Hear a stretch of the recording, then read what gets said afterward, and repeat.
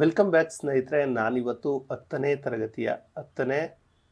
ತರಗತಿಯ ಸೋಷಿಯಲ್ ಸೈನ್ಸ್ಗೆ ಸಂಬಂಧಪಟ್ಟಂತಹ ಪ್ರಶ್ನೋತ್ತರಗಳನ್ನು ನಿಮ್ಮ ಮುಂದೆ ತರುವಂಥ ಕೆಲಸವನ್ನು ಮಾಡ್ತಿದ್ದೇನೆ.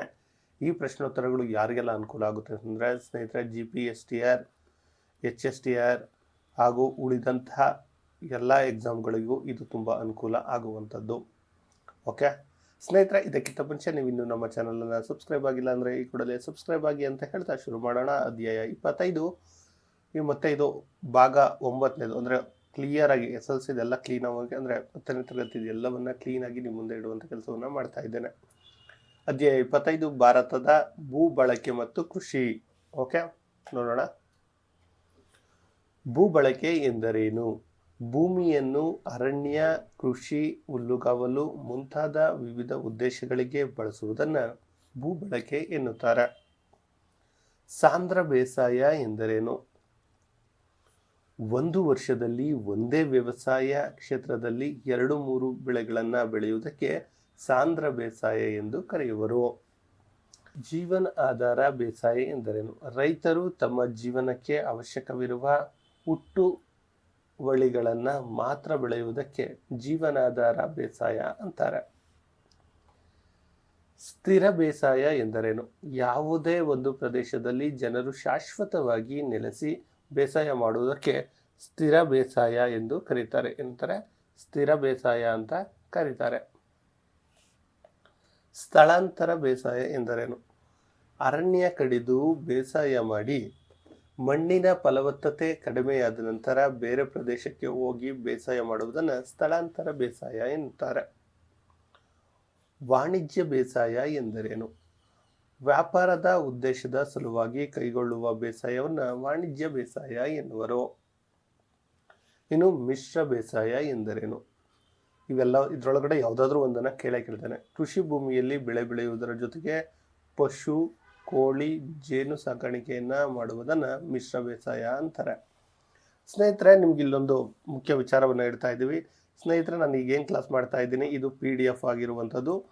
ಈ PDF 6ರಿಂದ 10ನೇ ತರಗತಿಯವರೆಗೆ ಇರುವಂಥದ್ದು. ಸ್ನೇಹಿತರೆ, ನಿಮಗೆ ಎಲ್ರಿಗೂ ಗೊತ್ತಿರುವಂತೆ ಟೀಚರ್ ಸದ್ಯದಲ್ಲೇ ಕಾಲ್ಫಾರ್ಮ್ ಆಗುತ್ತೆ. ಅದ್ರ ಬಗ್ಗೆ ಸಿಕ್ಕಾಪಟ್ಟೆ ಸುದ್ದಿಗಳು ಹರಿದಾಡ್ತಾ ಇದೆ. ಮ್ಯಾಕ್ಸಿಮಮ್ ಅಂದರೆ 1 ತಿಂಗಳೊಳಗೆ ಕಾಲ್ಫಾರ್ಮ್ ಆಗುವ ಸಾಧ್ಯತೆ ಇದೆ. ಇಂತಹ ಸಮಯದಲ್ಲಿ GPSTR ಮತ್ತು HSTRನವ್ರಿಗೆ ಅನಿವಾರ್ಯವಾಗಿ ಸೋಷಿಯಲ್ ಸೈನ್ಸ್ 6ರಿಂದ 10ನೇ ತರಗತಿನ ಓದಲೇಬೇಕಾಗುತ್ತೆ. ಆದರೆ ನಿಮಗೆ ಅಷ್ಟು ಟೈಮ್ ಸಿಗುತ್ತಾ ಕಾಲ್ಫಾರ್ಮ್ ಆದಮೇಲೆ? ಖಂಡಿತವಾಗಿಯೂ ಇಲ್ಲ. ನೀವು ಈಗಿಂದಲೇ ಸೋಷಿಯಲ್ ಬುಕ್ಸನ್ನು 6ರಿಂದ 10ನೇ ತರಗತಿ ಬುಕ್ಸನ್ನು ಓದಿದರೆ ತುಂಬ ಒಳ್ಳೆಯದು, ಅದು ಗುಡ್ ಕೂಡ.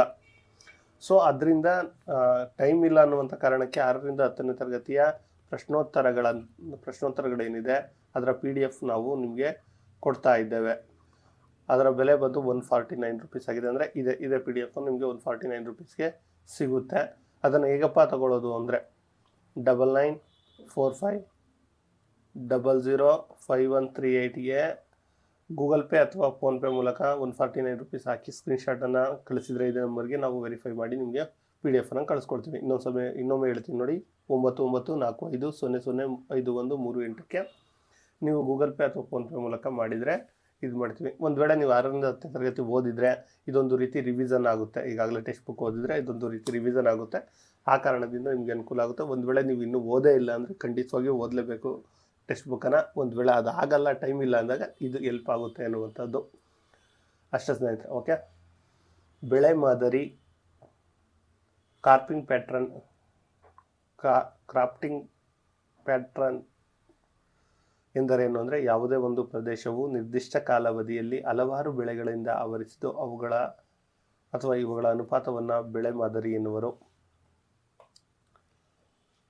ಬೆಳೆ ಮಾದರಿಯನ್ನು ನಿರ್ಧರಿಸುವ ಪ್ರಮುಖ ನೈಸರ್ಗಿಕ ಅಂಶಗಳು ಯಾವುವು ಅಂದರೆ ಭೂಸ್ವರೂಪ, ವಾಯುಗುಣ ಮತ್ತು ಮಳೆ. ಟರ್ಮಿನಲ್ ಮಾರ್ಕೆಟ್ ಎಂದರೇನು? ತೋಟಗಾರಿಕಾ ಬೆಳೆಗಳ ಉತ್ಪಾದನಾ ಪ್ರದೇಶಗಳನ್ನು ಮಾರುಕಟ್ಟೆಗಳೊಡನೆ ನೇರ ಸಂಪರ್ಕ ಕಲ್ಪಿಸುವ ಯೋಜನೆಯಾಗಿದೆ. ಸುವರ್ಣ ಕ್ರಾಂತಿ ಎಂದರೇನು? ಗೋಲ್ಡನ್ ರೆವಲ್ಯೂಷನ್ ಅಂದರೆ ಸರ್ಕಾರವು ತೋಟಗಾರಿಕೆಗೆ ಹೆಚ್ಚು ಪ್ರಾಮುಖ್ಯತೆ ನೀಡಿದ್ದರಿಂದ ಆ ಕ್ಷೇತ್ರದಲ್ಲಿ ಆಗಿರುವ ಅಪಾರ ಪ್ರಗತಿಯನ್ನು ಸುವರ್ಣ ಕ್ರಾಂತಿ ಎಂದು ಕರೀತಾರೆ. ಫ್ಲೋರಿಕಲ್ಚರ್ ಎಂದರೇನು? ವಾಣಿಜ್ಯ ಮಾದರಿಯ ಪುಷ್ಪ ಅಥವಾ ಹೂ ಕೃಷಿಯನ್ನು ಫ್ಲೋರಿಕಲ್ಚರ್ ಎಂದು ಕರೆಯುವರು. ಇದು ಇಂಪಾರ್ಟೆಂಟು. ಭಾರತವು ಯಾವ ಹಣ್ಣುಗಳ ಉತ್ಪಾದನೆಯಲ್ಲಿ ಪ್ರಪಂಚದಲ್ಲಿಯೇ ಮೊದಲ ಸ್ಥಾನದಲ್ಲಿದೆ ಅಂದರೆ ಮಾವು, ಬಾಳೆ, ಸಪೋಟ, ನಿಂಬೆ ಜಾತಿ ಹಣ್ಣುಗಳಲ್ಲಿ ನಾವು ಟಾಪಲ್ಲಿದ್ದೇವೆ. RCB ಟೇಬಲ್ ಟಾಪರಲ್ಲಿ ಇದ್ದಂಗೆ. ವಾಣಿಜ್ಯ ಬೆಳೆಗಳಿಗೆ ಉದಾಹರಣೆ ಕೊಡಿ. ಹೊಗೆಸೊಪ್ಪು, ಅಡಿಕೆ, ತೆಂಗು, ಕಬ್ಬು, ಹತ್ತಿ, ಚಹಾ, ಕಾಫಿ, ರಬ್ಬರ್. ಕತ್ತರಿಸಿದ ಹೂಗಳಿಗೆ 2 ಉದಾಹರಣೆ ಕೊಡಿ ಅಂದರೆ ಆರ್ಕಿಡ್, ಲಿಲ್ಲಿ, ಗ್ಲಾಡಿಯೋಲಸ್, ಆಂಥೋರಿಯಂ. ಭಾರತದ ಪ್ರಮುಖ ಆಹಾರ ಬೆಳೆ ಯಾವುದು? ಭತ್ತವು ಭಾರತದ ಪ್ರಮುಖ ಆಹಾರ ಬೆಳೆಯಾಗಿದೆ. ರಬಿ, ಹಿಂಗಾರು ಬೆಳೆಗೆ ಉದಾಹರಣೆ ಕೊಡಿ ಅಂದರೆ ಗೋಧಿ ರಬಿ ಬೆಳೆಗೆ ಬೆಸ್ಟ್ ಎಕ್ಸಾಂಪಲ್. ಭಾರತದ ಆರ್ಥಿಕತೆಯ ಬೆನ್ನೆಲುಬು ಅಂತ ಏನನ್ನು ಕರೀತಾರೆ ಅಂದರೆ ಕೃಷಿಯು ಭಾರತದ ಆರ್ಥಿಕತೆಯ ಬೆನ್ನೆಲುಬು. ಹತ್ತಿ ಬೆಳೆಯಲು ಯಾವ ಮಣ್ಣು ಹೆಚ್ಚು ಸೂಕ್ತ ಅಂದರೆ ಕಪ್ಪು ಮಣ್ಣು ಅತಿ ಹೆಚ್ಚು ಸೂಕ್ತ. ಭಾರತದ ಪ್ರಮುಖ ಪಾನೀಯ ಬೆಳೆಗಳು ಕಾಫಿ, ಚಹಾ. ಕಾಫಿ ಹೆಚ್ಚಾಗಿ ಇಲ್ಲಿ ಬೆಳೆಯೋದು ನಮ್ಮ ಭಾರತದಲ್ಲಿ. ಓಕೆ, ಭಾರತದ ಖನಿಜ ಹಾಗೂ ಶಕ್ತಿ ಸಂಪನ್ಮೂಲಗಳು.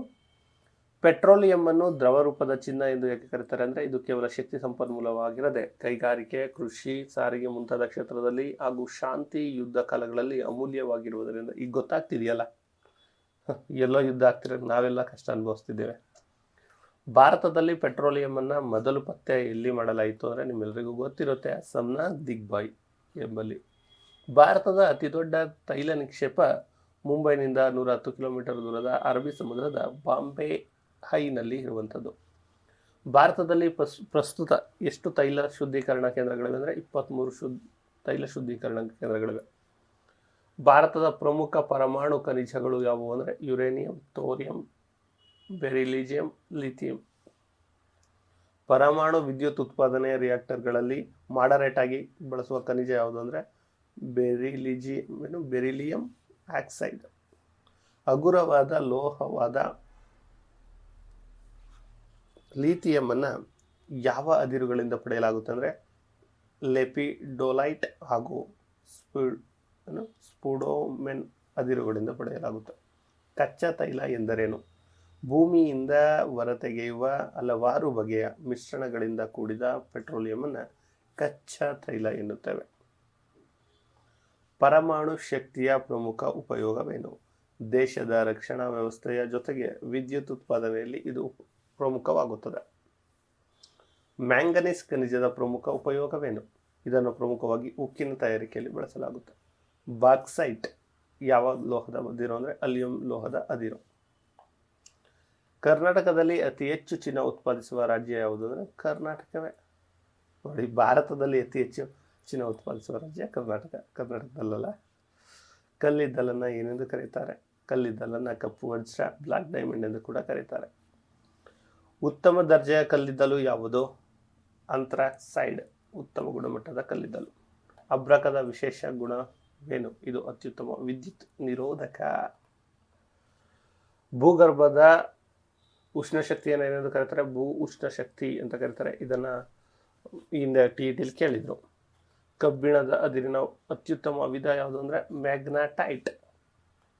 ಭಾರತದಲ್ಲಿ ಥೋರಿಯಂ ಖನಿಜ ಪ್ರಮುಖವಾಗಿ ಎಲ್ಲಿ ದೊರೆಯುತ್ತೆ? ಕೇರಳದ ಕಡಲ ತೀರದ ಮರಳಿನಲ್ಲಿ. ಸೌರ ಉತ್ಪಾದನೆಯಲ್ಲಿ ಮುಂಚೂಣಿಯಲ್ಲಿರುವ ರಾಜ್ಯ ಯಾವುದು? ಗುಜರಾತ್ ಮತ್ತು ರಾಜಸ್ಥಾನ. ಜಲ ವಿದ್ಯುತ್ ಶಕ್ತಿಯನ್ನ ಪರಿಸರ ಸ್ನೇಹಿ ಎಂದು ಏಕೆ ಕರೀತಾರೆ? ಇದು ನವೀಕರಿಸಬಹುದಾದ ವಾಯು ಮಾಲಿನ್ಯ ಉಂಟು ಮಾಡದ ಶಕ್ತಿಯಾಗಿದೆ. ಇನ್ನೊಂದು ವಿಚಾರ ಸ್ನೇಹಿತರೆ, ನಿಮ್ಗೆ ಇಲ್ಲೊಂದು ಜಸ್ಟ್ 6ರಿಂದ 10ನೇ ತರಗತಿಯ ನೋಟ್ಸ್ ಲಭ್ಯ ಇದೆಯಾ ಅಂದರೆ ಖಂಡಿತವಾಗಿಯೂ 6ರಿಂದ 10ನೇ ತರಗತಿ ಅಷ್ಟೇ ಅಲ್ಲ, 7ರಿಂದ 10ನೇ ತರಗತಿ ವಿಜ್ಞಾನ ಸೈನ್ಸ್ ಕೂಡ ಇರುವಂಥದ್ದು, ಮನೋವಿಜ್ಞಾನ ಕೂಡ ಇರುವಂಥದ್ದು. ಮನೋವಿಜ್ಞಾನ ಆಮೇಲೆ ಇನ್ಯಾವುದಿದೆ? ಮನೋವಿಜ್ಞಾನ, ಕಂಪ್ಯೂಟರ್ ಇರುವಂಥದ್ದು, ಕನ್ನಡ ಇರುವಂಥದ್ದು, ಕಂಪ್ಯೂಟರು ಕನ್ನಡ ಕೂಡ ಇರುವಂಥದ್ದು. ಇನ್ನು PSTRಗೋಸ್ಕರ ಸ್ಪೆಷಲ್ ಆಗಿ ಪರಿಸರ ಅಧ್ಯಯನ ಇರುವಂಥದ್ದು.